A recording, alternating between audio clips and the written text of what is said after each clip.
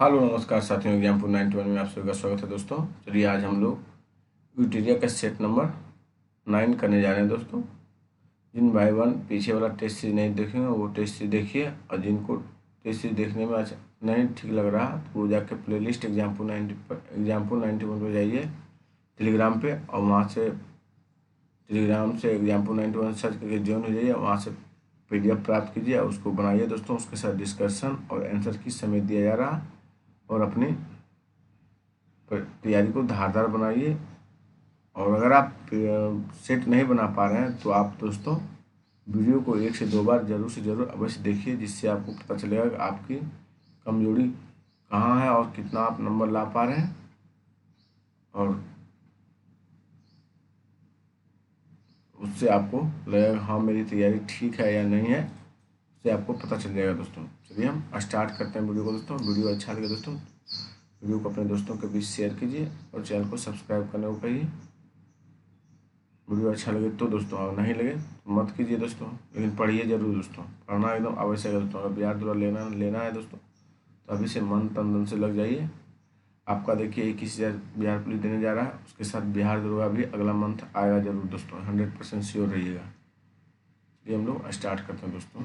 Set number महत्वपूर्ण topic दे दिया गया है, सो इसमें दोस्तों आप लोग जिन भाई बहनों को चाहिए वो महत्वपूर्ण टॉपिक देख लीजिए, किससे किसी जितना कितना क्वेश्चन पूछता है, तो उसको देख के टिक करके उस हिसाब से अपना तैयारी को धारदार बनाइए। चलिए हम स्टार्ट करते हैं दोस्तों। सेट नंबर आज सामान्य अध्ययन सेट नंबर 9 है दोस्तों। थोड़ा जूम कर लेते हैं साथियों।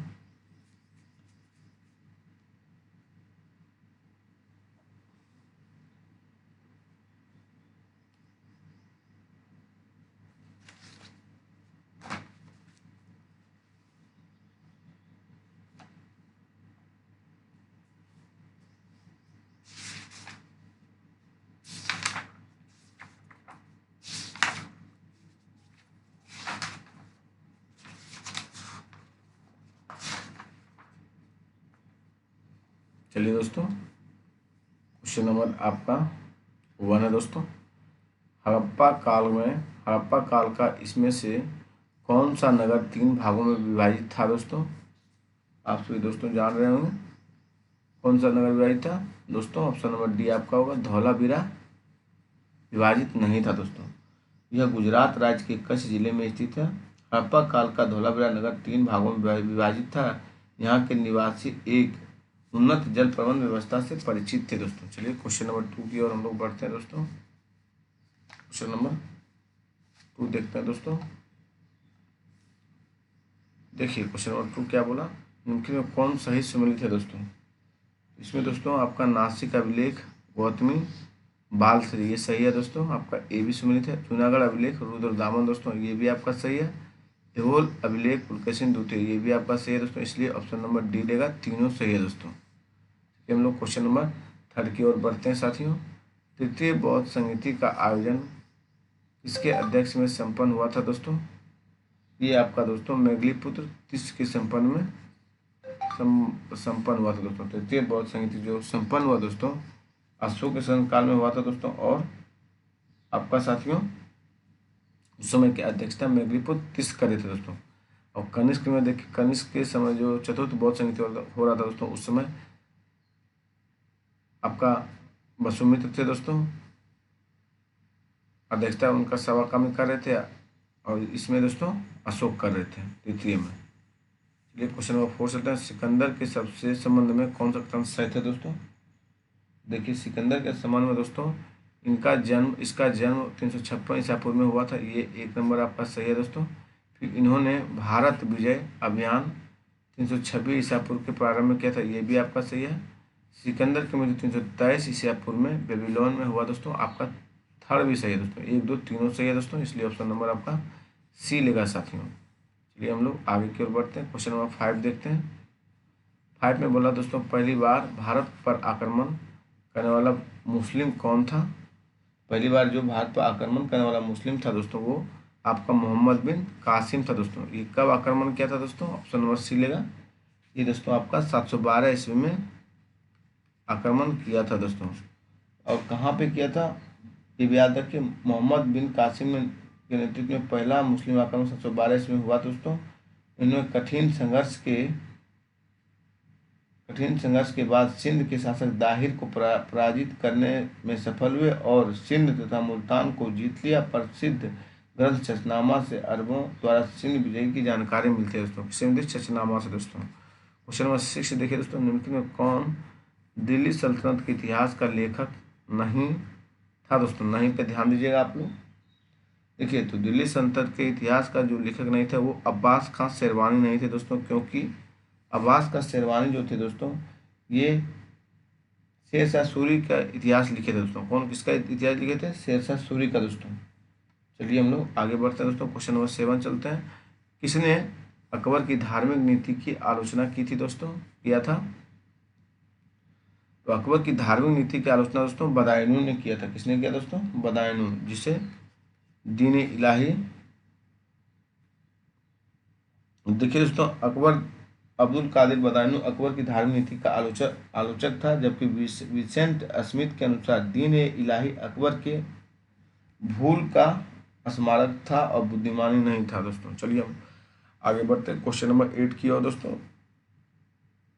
दिल्ली में पुराना किला के भवनों का निर्माण किया था दोस्तों। ये आपका दोस्तों शेरशाह सूरी ने किया था दोस्तों। दिल्ली में जो पुराना किला बनाया गया था, कौन बनाया? शेरशाह सूरी दोस्तों। आपका ये ऑप्शन नंबर सी ले रहा है दोस्तों। चलिए हम लोग दीनपना भवन, यमुना नदी के किनारे प्राचीन दीनपना भवन का आंतरिक किला है दोस्तों ये। चलिए क्वेश्चन नंबर हम लोग 9 चलते हैं। ब्रिटिश शासन को भारत में उखाड़ फेंकने के लिए इनमें से किसने फ्रांसीसियों से मदद मांगी थी दोस्तों? तो दोस्तों ये टीपू सुल्तान थे। कौन थे? Tipu Sultan. Option number B सही है दोस्तों। चलिए हम लोग टीपू सुल्तान है दोस्तों, जैकोबियन क्लब की भी स्थापना की थी। इनकी राजधानी श्रीरंगपट्टनम थी दोस्तों, और ये मैसूर के शासक थे दोस्तों। चलिए हम लोग आगे की ओर बढ़ते हैं क्वेश्चन नंबर 10 की ओर दोस्तों। असहयोग आंदोलन किस वर्ष प्रारंभ हुआ था दोस्तों? असहयोग आंदोलन आपका प्रारंभ 1920 में हुआ था दोस्तों। ऑप्शन नंबर 20 सही है दोस्तों। चोरा चोरी घटना दोस्तों आपका 1922 में हुआ था। 1919 में दोस्तों रोलेट एक्ट हुआ था, ध्यान रखिएगा। और 1921 में मोपला विद्रोह हुआ था दोस्तों। क्या हुआ था? मोपला विद्रोह कहाँ हुआ था? ये केरल में हुआ था दोस्तों, ये भी ध्यान रखिएगा। चलिए हम लोग आगे की ओर बढ़ते हैं साथियों।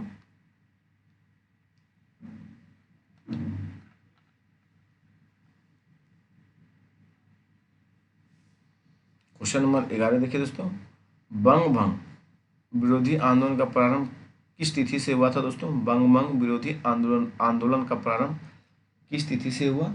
ये आपका दोस्तों 7 अगस्त 1905 को हुआ दोस्तों। ऑप्शन नंबर बी आपका सही है। देखिए, ब्रिटिश सरकार ने 20 जुलाई 1905 को बंगाल विभाजन के निर्णय की घोषणा कर दी, लेकिन 7 अगस्त 1905 को कलकत्ता के टाउन हॉल में ऐतिहासिक बैठक में स्वदेशी आंदोलन की विधिवत घोषणा की गई। इसमें ऐतिहासिक बहिष्कार प्रस्ताव पारित हुआ। इसके बाद से बंगाल के विभिन्न क्षेत्रों में बंग विरोधी आंदोलन औपचारिक रूप से एकजुट होकर प्रारंभ हो गया और 16 अक्टूबर 1905 को बंगाल विभाजन प्रभावी हुआ था दोस्तों। ये हम लोग क्वेश्चन नंबर 12 की ओर चलते हैं साथियों। भारतीय स्वाधीनता संघर्ष से संबंधित निम्नलिखित घटनाओं को उनके सही क्रम में रखकर सही कूट चुनिए दोस्तों। क्या सही है, इसको मिलाना है। देखिए, आपका गांधी इरविन समझौता दोस्तों आप लोग जान रहे होंगे कब हुआ? 5 मार्च 1931 दोस्तों। ये हो गया आपका गांधी इरविन समझौता दोस्तों। फिर देखिए, भगत सिंह की फांसी कब मिला दोस्तों? 26 से 31 मार्च 1931 के बीच में दोस्तों। याद रखिएगा दोस्तों, ये सब क्वेश्चन बार बार पूछा जाता है। भारतीय राष्ट्रीय कांग्रेस का कराची अधिवेशन कब हुआ दोस्तों? ये भी ध्यान रखिए। सॉरी दोस्तों, कराची अधिवेशन ही आपका हुआ है 26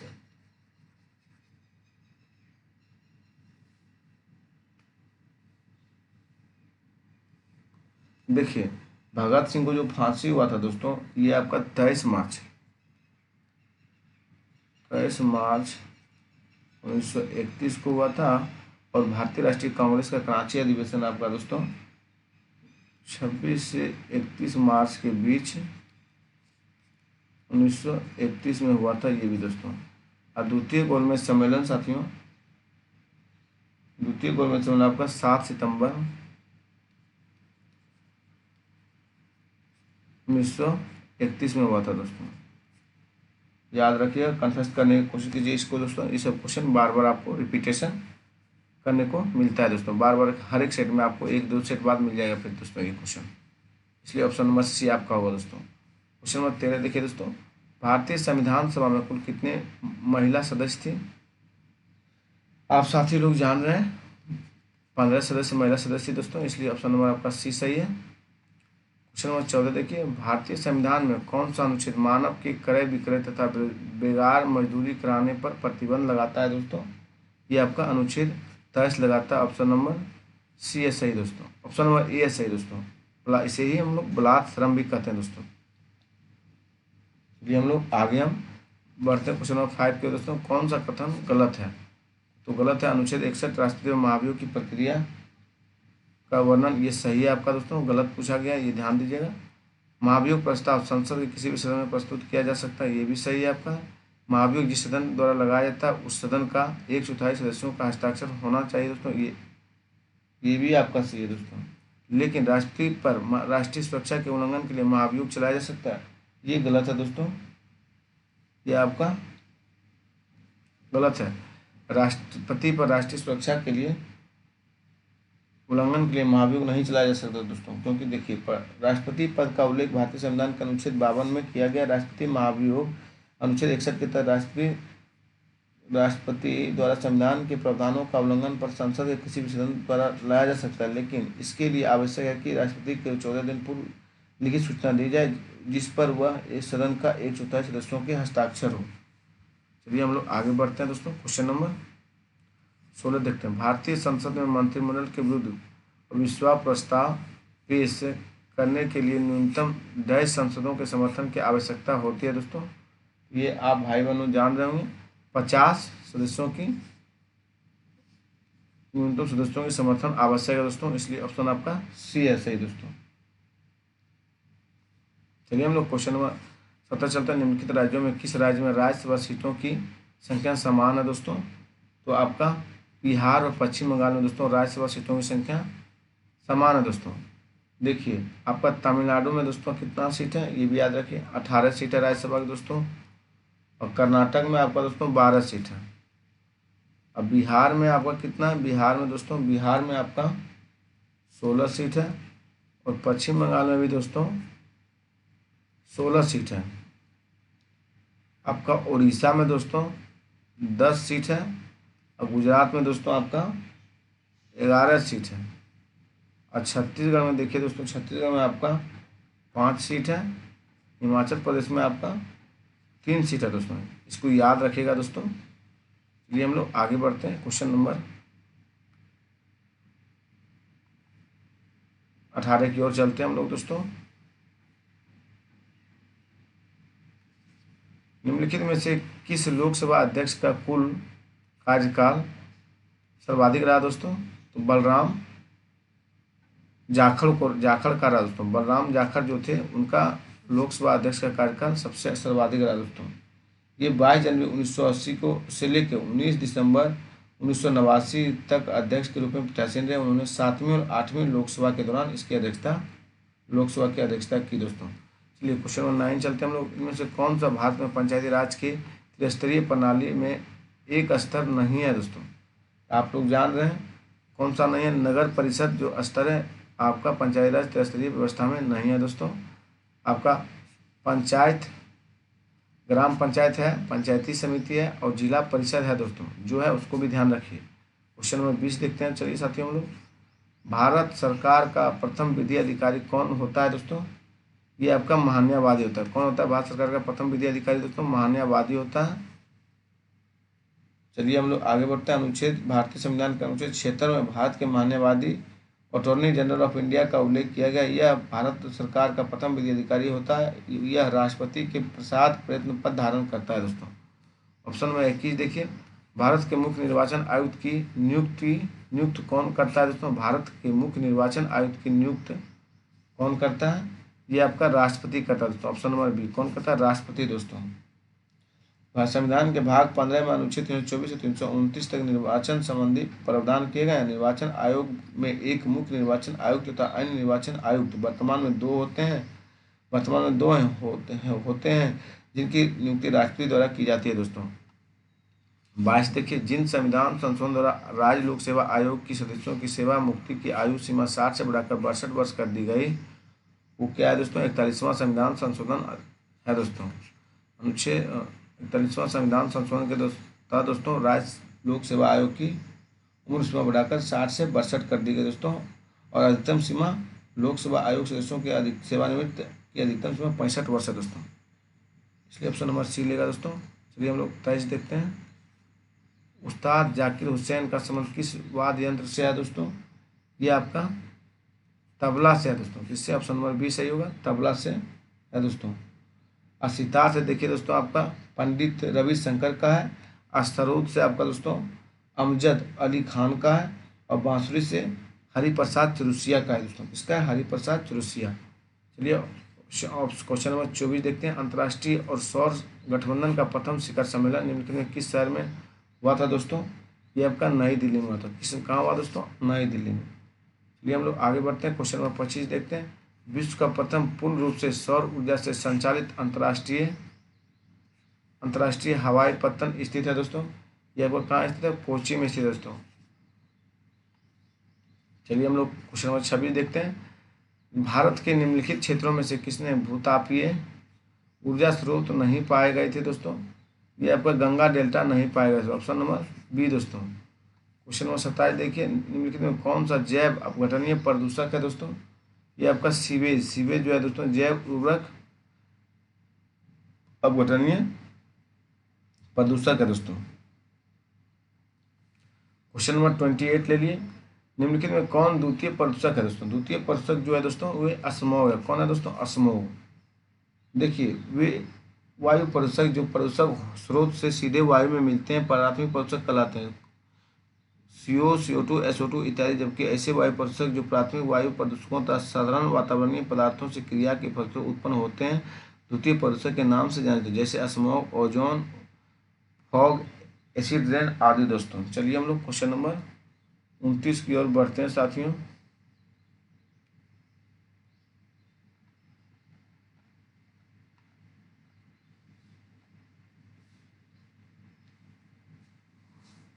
देखिए 29 क्या बोला गया है? निम्न में कौन सा जीव मंडल आरक्षित क्षेत्र बाघ आरक्षित क्षेत्र पूर्वी एवं पश्चिमी घाट के मिलन स्थल पर स्थित है दोस्तों? यह आपका सतलम बाघ आरक्षित क्षेत्र है दोस्तों। ऑप्शन नंबर डी सही है। चलिए हम लोग आगे की ओर बढ़ते हैं। क्वेश्चन नंबर 30 देखते हैं दोस्तों। भारत में बाघ परियोजना कब शुरू की गई दोस्तों? तो 1973 में भारत में बाघ परियोजना शुरू की गई थी दोस्तों। चलिए हम लोग क्वेश्चन नंबर 31 की ओर बढ़ते हैं दोस्तों। सेक्रेनी उत्सव किस राज्य में मनाया गया दोस्तों? सेक्रेनी उत्सव ये आपका दोस्तों नागालैंड राज्य में मनाया गया। ऑप्शन नंबर सी सही है दोस्तों। क्वेश्चन नंबर 32 चलिए। राष्ट्रीय प्रतिरक्षा विज्ञान स्थित है दोस्तों। राष्ट्रीय प्रतिरक्षा विज्ञान जो स्थित है दोस्तों आपका नई दिल्ली में स्थित है दोस्तों। ऑप्शन नंबर बी सही है। देखिए राष्ट्रीय प्रतिरक्षा विज्ञान नई दिल्ली में है और राष्ट्रीय विश्व विज्ञान अनुसंधान संस्थान आपका लखनऊ में है दोस्तों। विश्व विज्ञान अगर पूछे तो केंद्रीय खाद्य प्रौद्योगिकी अनुसंधान संस्थान आपका कहाँ? मैसूर में है दोस्तों। भारतीय सांख्यिकी संस्थान आपका कोलकाता में। कहाँ है सांख्यिकी संस्थान? कोलकाता में दोस्तों। याद रखिएगा ये दोस्तों पॉइंट दोस्तों। मिस अर्थ इंडिया 22 के विजेता निम्नलिखित में कौन है दोस्तों? ये आपके नई दिल्ली है। कौन है दोस्तों? सॉरी दोस्तों,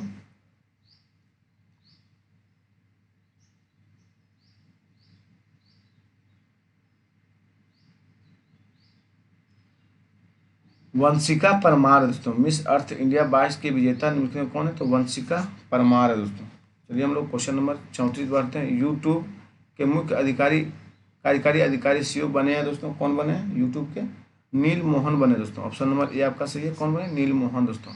ऐसी देखिए भारत तथा अमेरिका के मध्य होने वाले सैन्य अभ्यास टाइगर ट्रायम्फ का आयोजन कहाँ किया गया था दोस्तों? ये आपका विशाखापट्टनम में किया गया दोस्तों। ऑप्शन नंबर आपका बी सही है दोस्तों। क्वेश्चन नंबर 36 चलिए। संयुक्त राष्ट्र सम्मेलन 2022 का आयोजन कहाँ किया गया था दोस्तों? ये आपका दोस्तों किया गया था पुर्तगाल में दोस्तों। कहाँ किया गया था? ऑप्शन नंबर डी आपका सही है दोस्तों, पुर्तगाल में किया गया था। क्वेश्चन नंबर 37 देखिए, पब्लिक अफेयर्स इंडेक्स 2022 में किस राज्य को प्रथम स्थान प्राप्त हुआ था दोस्तों? ये आपका दोस्तों हरियाणा को प्राप्त हुआ था। किसको दोस्तों? हरियाणा। ऑप्शन नंबर सी सही है। चलिए हम लोग क्वेश्चन नंबर 38 चलते हैं दोस्तों। 38 क्या बोला गया? 36वें राष्ट्रीय खेल पुरस्कार 36वें राष्ट्रीय खेल 2022 का शुभांकन इनमें से कौन सा है दोस्तों? ये आपका सावज है। कौन है दोस्तों? सावज। ऑप्शन नंबर ए है दोस्तों, सावज। सावज सावज मतलब दोस्तों एशियाई शेर है। इस खेल का उद्घाटन प्रधानमंत्री मोदी जी द्वारा किया जाएगा दोस्तों। 39 देखिए, निम्नलिखित में राज्यपाल के समूह में कौन सा सम्मिलित नहीं है दोस्तों? देखिए दोस्तों, आपका असम का सही है दोस्तों, गुलाब चंद कटारिया, ये राज्यपाल वर्तमान में भी हैं दोस्तों। ये आपका सही। झारखंड का आपका सीपी राधाकृष्णन, ये भी सही है आपका। अब मेघालय का देखिए दोस्तों, आपका मेघालय का फागू चौहान है, ये भी आपका सही है, पहले बिहार का थे दोस्तों। और हिमाचल प्रदेश का दोस्तों ये गलत है, लक्ष्मण प्रसाद आचार्य नहीं होंगे दोस्तों, ये सिक्किम का है। लक्ष्मण प्रसाद जो आचार्य हैं ये कहाँ के हैं?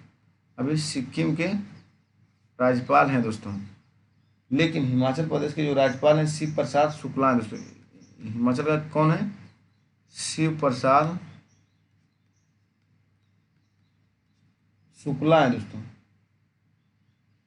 शिव प्रताप है दोस्तों, प्रसाद नहीं, शिव प्रताप शुक्ल दोस्तों। ये हम लोग क्वेश्चन नंबर 40 चलते हैं। केंद्र सरकार ने ट्रांसजेंडर तथा भिखारियों को कानूनी तथा सामाजिक सुरक्षा प्रदान करने के उद्देश्य से किस योजना की शुरुआत की है दोस्तों? ये दोस्तों आपका स्माइल योजना की शुरुआत की। किस योजना की दोस्तों? ऑप्शन नंबर बी है, स्माइल योजना की शुरुआत दोस्तों। चलिए हम लोग नेक्स्ट क्वेश्चन की ओर बढ़ते हैं दोस्तों। क्वेश्चन नंबर आपका आ जाएगा दोस्तों अब 41 क्वेश्चन नंबर दोस्तों। देखिए आप लोग,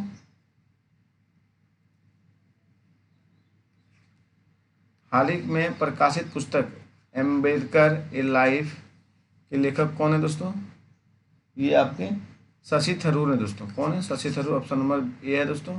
42 देखिए, भारत के नए chief of defence staff CDS कौन बने हैं दोस्तों? अनिल चौहान है दोस्तों। कौन है? Anil Chauhan. Option number B सही है दोस्तों। क्वेश्चन नंबर 43 देखिए, वेब इंडिया 1 उपग्रह को किस प्रक्षेपण यान द्वारा प्रक्षेपित किया गया दोस्तों? ये आपका LVM-3M2 के द्वारा किया गया दोस्तों। ऑप्शन नंबर बी सही है दोस्तों। क्वेश्चन नंबर 44 देखिए, बजट 2023-24 में कितनी राशि जल जीवन मिशन योजना हेतु आवंटित की गई थी दोस्तों? आपका दोस्तों किया गया था 79 करोड़ हजार करोड़ दोस्तों, मतलब 79,000 करोड़ आपका जल जीवन मिशन योजना के तहत आवंटित किया गया था दोस्तों। क्वेश्चन नंबर 45 देखिए, आर्थिक सर्वेक्षण 2022-23 के अनुसार दलहन उत्पादन भारत का स्थान क्या है दोस्तों? ये आपका तीसरा स्थान पे है दोस्तों। इंडिया कितना स्थान पे है? तीसरा स्थान पे। ऑप्शन नंबर सी सत्य है। क्वेश्चन नंबर 46 चलते हैं हम लोग। भारत सरकार ने यूक्रेन से भारतीय नागरिकों को सुरक्षित निकासी हेतु किस ऑपरेशन की शुरुआत की थी दोस्तों? ये किए थे ऑपरेशन गंगा की शुरुआत दोस्तों। ऑप्शन नंबर सी सही, ऑपरेशन गंगा की शुरुआत किए थे। ऑप्शन नंबर 47 देखिए, पाला आंध्र भूमि क्षेत्र किस राज्य में स्थित दोस्तों? पाला आंध्र भूमि क्षेत्र ये आपका मिजोरम में स्थित है दोस्तों। कहाँ पे? मिजोरम में। ऑप्शन नंबर ए दोस्तों। चलिए क्वेश्चन नंबर 48 चलते हैं। बी ह्यूमन किंड विषय के साथ निम्न में से कौन सा दिवस 2022 में मनाया गया था दोस्तों? ये दोस्तों आपका रेड क्रॉस दिवस मनाया, ह्यूमन काइंड दोस्तों, सॉरी दोस्तों, बी ह्यूमन काइंड विषय के साथ निम्न से कौन सा दिवस 2022 में मनाया गया था? रेड क्रॉस दिवस दोस्तों। ये कब मनाया जाता है रेड क्रॉस दिवस दोस्तों? 8 मई को दोस्तों। चलिए हम लोग आगे बढ़ते हैं दोस्तों। क्वेश्चन नंबर 49 देखते हैं। किस देश के केंद्रीय बैंक के साथ भारतीय रिजर्व बैंक करेंसी स्वैप समझौता का हस्ताक्षर किया था दोस्तों? यह है दोस्तों मालदीव के साथ समझौता किया। ऑप्शन नंबर सी सही है दोस्तों। 50 देखिए, 22 एकल ग्रैंड स्लैम जीतने वाले विश्व के पहले खिलाड़ी कौन है दोस्तों? ये आपके राफेल नडाल है दोस्तों। कौन है? Rafael Nadal. Option number A दोस्तों। और नोवाक जोकोविच दोस्तों सर्बिया के हैं। रोजर फेडरर दोस्तों 20 ग्रैंड स्लैम खिताब अपने नाम किए थे। चलिए हम लोग क्वेश्चन नंबर आगे 51 देखते हैं। हाल ही के किस नृत्य को यूनेस्को के अमूर्त सांस्कृतिक विरासत सूची में शामिल करने हेतु नामित किया गया है दोस्तों? ये आपका गरबा को दोस्तों, किसको किया गया? गरबा, ऑप्शन नंबर डी सही है दोस्तों। गरबा कहाँ का नृत्य है दोस्तों? ये आपका गुजरात का है दोस्तों। श्रीनगर में स्वामी रामानुजाचार्य की मूर्ति का अनावरण किसके द्वारा किया गया दोस्तों? ये आपका अमित शाह के द्वारा किया गया था दोस्तों। ऑप्शन नंबर सी सही है दोस्तों। चलिए हम लोग आगे की ओर बढ़ते हैं दोस्तों। क्वेश्चन नंबर 53 की ओर हम लोग बढ़ते हैं।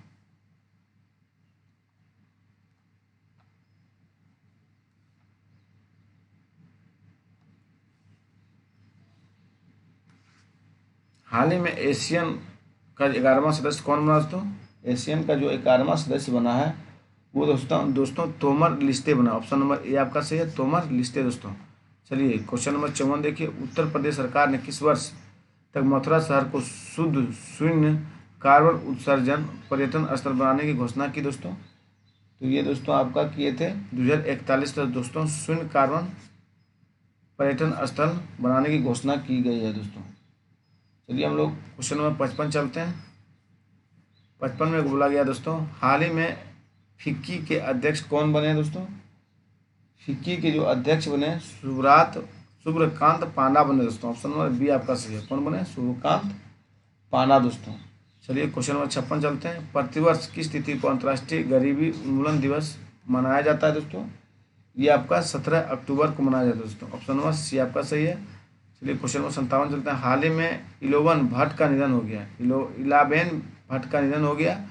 उनका संबंध किस क्षेत्र से था दोस्तों? तो उनका संबंध तो था जो दोस्तों वो सामाजिक कार्यकर्ता के रूप में जाने जाते हैं दोस्तों, इलाबेन भट्ट दोस्तों। ऑप्शन नंबर आपका डी सही है दोस्तों। चलिए हम लोग क्वेश्चन नंबर 58 चलते हैं। किस द्वीप को अग्निद्वीप के नाम से जाना जाता है दोस्तों? आप लोग जान रहे हैं साथियों ये भी क्वेश्चन। आइसलैंड को अग्निद्वीप के नाम से जाना जाता है। ऑप्शन नंबर ए दोस्तों। कौन सा है? Option number A. Uttar Atlantic महासागर में ये द्वीप स्थित है दोस्तों। इसका क्षेत्रफल लगभग 1,03,000 वर्ग किलोमीटर है दोस्तों। चलिए हम लोग क्वेश्चन नंबर 59 चलते हैं। बिहार जलप्रपात किस राज्य में स्थित है दोस्तों? ये आपका दोस्तों राजस्थान में बिहार जलप्रपात जो स्थित है दोस्तों, टोंस जिसे बोलते हैं हम लोग, वो कहाँ है? 100 मीटर ऊंचाई उसका, वो आपका राजस्थान राज्य में पड़ता है दोस्तों। चलिए हम लोग क्वेश्चन नंबर 60 चलते हैं। किस प्रकार की मिट्टी में आयरन और सिलिका की बहुलता होती है दोस्तों? आप लोग जान रहे हैं दोस्तों, आयरन और सिलिका की जो बहुलता होती है दोस्तों वो आपका लाल मिट्टी में होती है। किस मिट्टी में दोस्तों? लाल मिट्टी में। ऑप्शन नंबर आपका सी सही है दोस्तों। चलिए हम लोग आगे की ओर बढ़ते हैं। क्वेश्चन नंबर 61 चलते हैं। भारत एवं पाकिस्तान के मध्य सिंधु जल समझौता कब हुआ था दोस्तों? तो ये आपका 1960 में भारत और पाकिस्तान के बीच दोस्तों सिंधु जल समझौता हुआ था। बरसठ देखिए। केंद्रीय कपास अनुसंधान केंद्र कहाँ स्थित है दोस्तों? केंद्रीय कपास अनुसंधान केंद्र दोस्तों आपका नागपुर में स्थित है। कहाँ है? नागपुर। ऑप्शन नंबर बी है दोस्तों। 63 देखिए। बिहार का कौन सा जिला मक्का उत्पादन में अग्रणी है दोस्तों?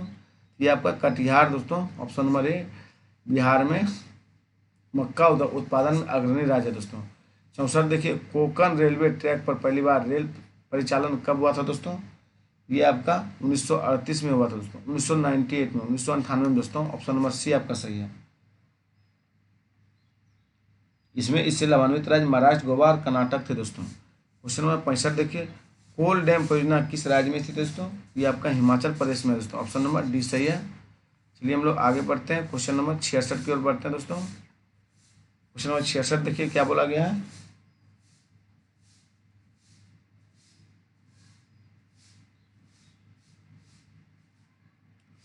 निम्नलिखित में कौन सी मात्रा और उसकी इकाई एसआई इकाई सही सुमेलित नहीं है दोस्तों? तो आप लोग देखिए। फ्रीक्वेंसी हर्ट्ज ये सही है दोस्तों। प्रेशर पास्कल ये भी सही है आपका। मैग्नेटिक प्लस टेस्ला ये आपका गलत है दोस्तों। मैग्नेटिक टेस्ला नहीं होता है। मैग्नेटिक प्लस दोस्तों ये चुंबकीय क्षेत्र होगा। क्या होगा? चुंबकीय क्षेत्र दोस्तों।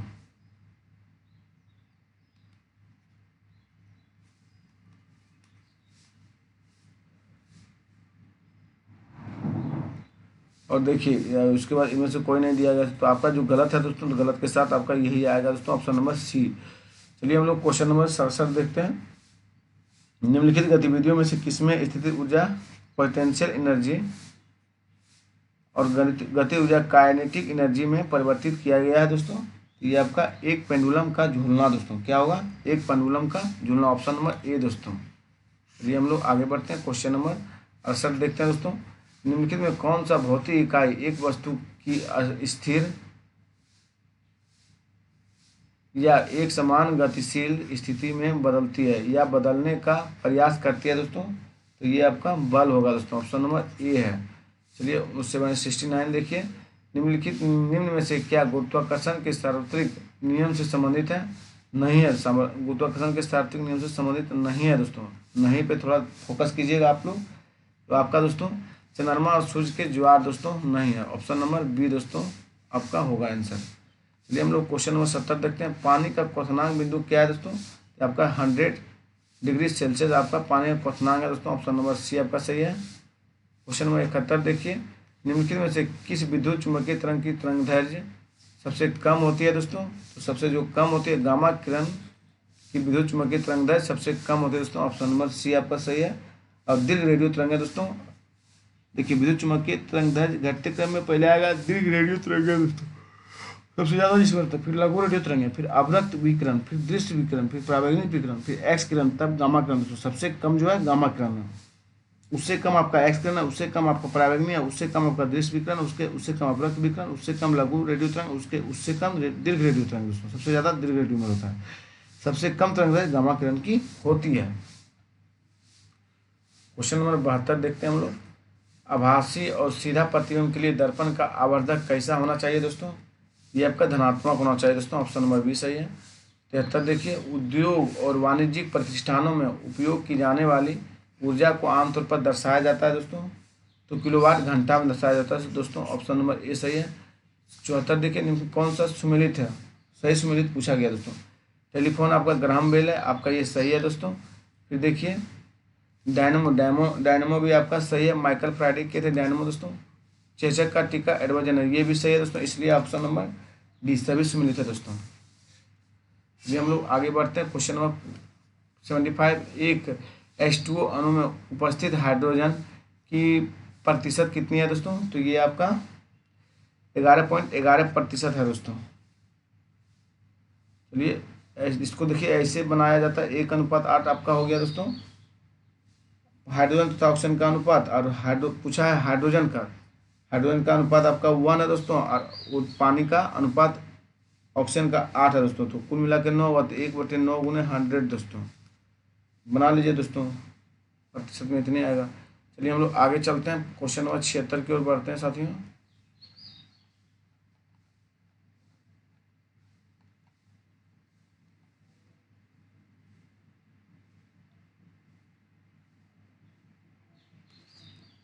निम्नलिखित में से कौन सा कथन गलत है पूछा गया है इसमें दोस्तों?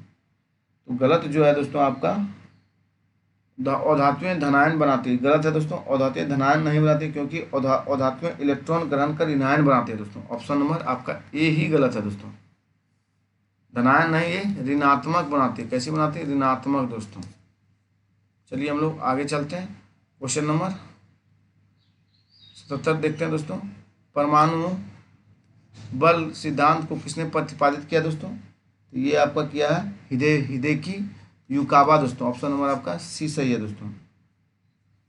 जे थॉमसन ने दोस्तों इलेक्ट्रॉन की, और जेसी बॉस ने कैस्कोग्राफ की, और एसएन बॉस ने दोस्तों बोसन कण की खोज की थी।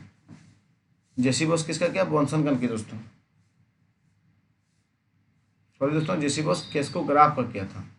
78 देखिए। म्यूरेटिक अम्ल को अन्य किस नाम से जाना जाता है दोस्तों? म्यूरेटिक अम्ल को हाइड्रोक्लोरिक अम्ल के नाम से भी जाना जाता है दोस्तों, ऑप्शन नंबर बी आपका सही है दोस्तों। चलिए हम लोग क्वेश्चन नंबर 79 चलते हैं। निम्नलिखित में कौन सा अम्ल और क्षार के बीच समानता है दोस्तों? ये आपका डी है दोस्तों। अम्ल और क्षार को जल में मिलाने की प्रक्रिया ऊष्माक्षेपी होती है दोस्तों, आपका यही समानता है दोस्तों। चलिए हम लोग क्वेश्चन नंबर 80 की ओर बढ़ते हैं। 80 में दिया गया है दोस्तों, लेंथोनोइड और एक्टिनोइड तत्व को क्या कहा जाता है दोस्तों? इसे आंतरिक संक्रमण तत्व कहते हैं, ऑप्शन नंबर ए आपका सही होगा दोस्तों। क्या कहते हैं? आंतरिक संक्रमण तत्व, लेंथोनोइड और एक्टिनोइड को दोस्तों। 81 देखिए। किसी आवर्त में परमाणु क्रमांक में वृद्धि होने पर क्या होता है दोस्तों? ये आपका हो जाएगा धात्विक गुण में कमी दोस्तों। क्या होता है? ऑप्शन नंबर बी, धात्विक गुण में कमी हो जाता है दोस्तों। चलिए हम लोग चलते हैं 82 नंबर। पादप कोशिका की कोशिका भित्ति किससे बनी होती है दोस्तों?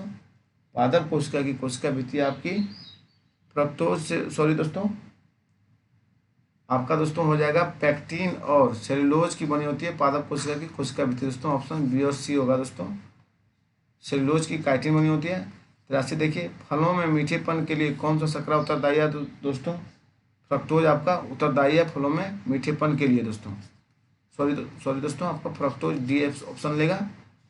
चलिए हम लोग 84 चलते हैं। निम्नलिखित में कौन सा रोग एक अनुवांशिक विकार है? अनुवांशिक विकार है जो दोस्तों, वो आपका कौन है? वो दोस्तों थैलामेशियम है। ऑप्शन नंबर डी आपका सही होगा, थैलासीमिया दोस्तों।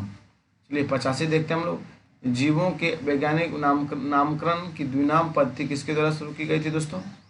ये कैरोलस लिनियस के द्वारा किया गया था दोस्तों। किसके द्वारा? ऑप्शन नंबर सी आपका सही है, कैरोलस लिनियस दोस्तों।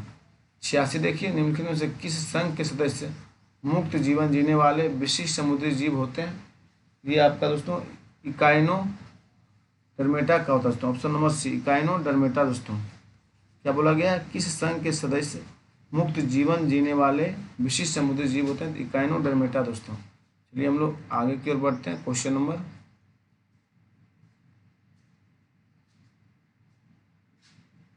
आपका क्वेश्चन नंबर हो जाएगा दोस्तों 86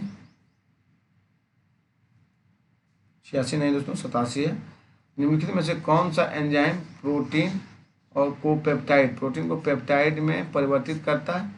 तो ये दोस्तों आपका पेप्सिन हो जाएगा। कौन सा होगा? Option number A, pepsin. चलिए हम लोग आगे बढ़ते हैं। पेप्सिन का मुख्य कार्य दोस्तों प्रोटीन को पेप्टाइड में बदलना है। पेप्सिन उन स्थितियों में भोजन को के पाचन में मदद करता है जहाँ पाचन तंत्र भोजन को पचाने के लिए पर्याप्त एंजाइम का निर्माण नहीं करता है दोस्तों। चलिए हम लोग आगे बढ़ते हैं। Question number 88। तो निम्नलिखित में से कौन सा कथन गलत है? तो गलत इसमें दोस्तों, रक्त शरीर को बीमारी से बचाता है, ये आपका सही है। देखिए, रक्त ज्ञानेंद्रिय इनपुट में मदद करता है दोस्तों, ज्ञानेंद्रिय इनपुट में मदद नहीं करता है। रक्त ऑक्सीजन को फेफड़ों से शरीर के अन्य भागों में ले जाता है दोस्तों। आपका यही गलत है दोस्तों, ऑप्शन नंबर बी दोस्तों। रक्त ऑक्सीजन को फेफड़ों शरीर के अन्य भागों में, ये सही है। रक्त कार्बन डाइऑक्साइड को शरीर की कोशिकाओं को फेफड़ों तक ले जाती है, ये भी सही है दोस्तों। इसलिए हम लोग क्वेश्चन नंबर आगे की ओर देखते हैं। 89 देखते हैं दोस्तों। मानव शरीर के किस अंग में लिम्फोसाइट कोशिका का निर्माण होता है? तो लिम्फोसाइट कोशिका का जो निर्माण होता है दोस्तों, ये अस्थि मज्जा में होता है। ऑप्शन नंबर ये आपका सही है दोस्तों। चलिए हम लोग 90 देखते हैं। निम्नलिखित में से किस प्राणी में के प्लाज्मा में हीमोग्लोबिन का विलय होता है दोस्तों? ये आपका केचुआ में होता है। किस में होता है दोस्तों? केचुआ में हीमोग्लोबिन का विलय हो जाता है दोस्तों। क्वेश्चन नंबर 91 देखिए। भारतीय रिजर्व बैंक के द्वारा बैंक दर कम करने का प्रभाव होता है दोस्तों बाजार में अधिक तरलता में दोस्तों।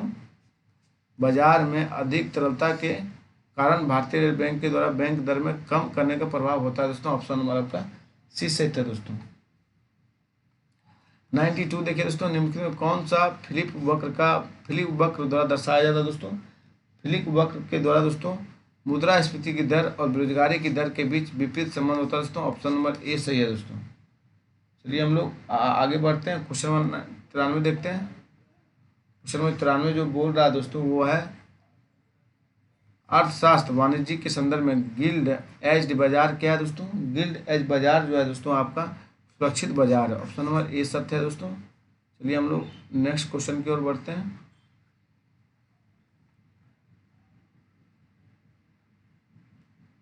क्वेश्चन नंबर आपका 95 है दोस्तों, 94 है दोस्तों। क्वेश्चन नंबर 95 है, 94 है। बैंक दर वह दर है जिस पर भारतीय रिजर्व बैंक ने निम्न में से किसे ऋण प्रदान करता है दोस्तों? तो ये आपका वाणिज्यिक बैंकों को प्रदान करता है। ऑप्शन नंबर बी दोस्तों। किसको करता है? वाणिज्यिक बैंकों को दोस्तों। 95 देखिए दोस्तों। निम्नलिखित में कौन सी रिपोर्ट विश्व बैंक द्वारा जारी किया जाता है दोस्तों? तो ये आपका दोस्तों ईज ऑफ डूइंग बिजनेस जारी किया जाता है, वर्ल्ड डेवलपमेंट रिपोर्ट जारी किया जाता है, ग्लोबल इकोनॉमी प्रोस्पेक्ट जारी किया जाता है। इसलिए ऑप्शन नंबर आपका डी है, इनमें से सभी दोस्तों। 96 देखिए। 96 में देखिए दोस्तों आपका ए होगा। आंसर डायरेक्ट बताते हैं दोस्तों इसमें, क्योंकि अगर इसको बनाएंगे दोस्तों तो आपका समय ज़्यादा लग जाएगा।